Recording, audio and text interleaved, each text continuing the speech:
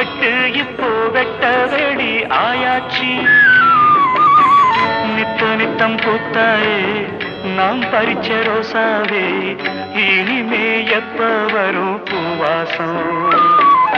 செல்லம்மா என்னம்மா சொல்லம்மா, நான் ஒன்ன நினைச்சேன் நீ என்ன நினைச்ச, தன்னாலே நெஞ்சு ஒன்னாச்சு.